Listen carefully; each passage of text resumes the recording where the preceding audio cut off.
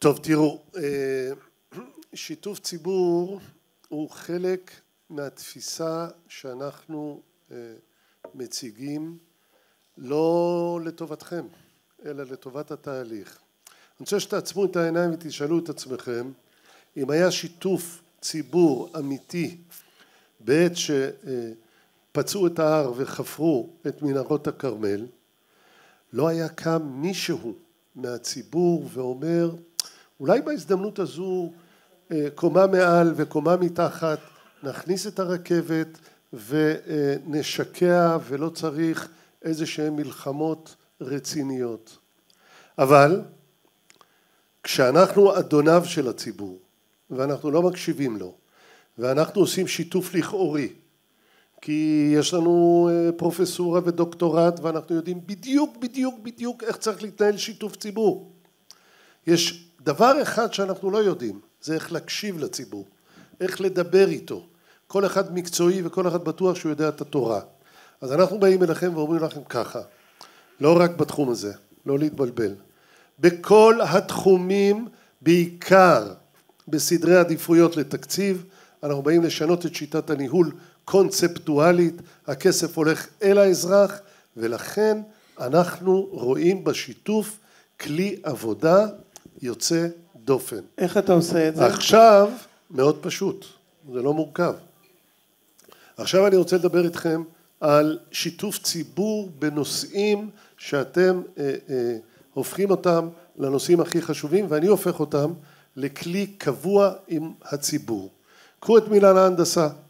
מילהן ההנדסה על כל תוכנית.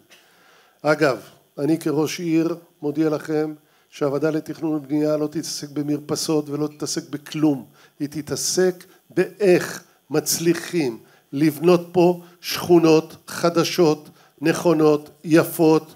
לכו למודיעין, לכו לכל עיר חדשה ותבינו שבעיר הזו, בתוכנית הזו, יש לך עצים ויש לך הצללה ויש לך מתקני ספורט ויש לך שימור הוואדי ויש לך את כל מה שאתה רוצה. אני אומר לכם כמי שנמצא במקום כמו מודיעין, בואו תראו אגמים מלאכותיים, 7 פארקים, תראו איך המקום הזה מסלולי הליכה יוצא דופן.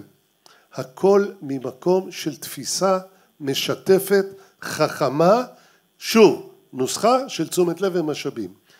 אני אומר את הדברים כי אנחנו כולנו חושבים שכל הידע נמצא, אם לא בשורה הראשונה אז בשורה השנייה.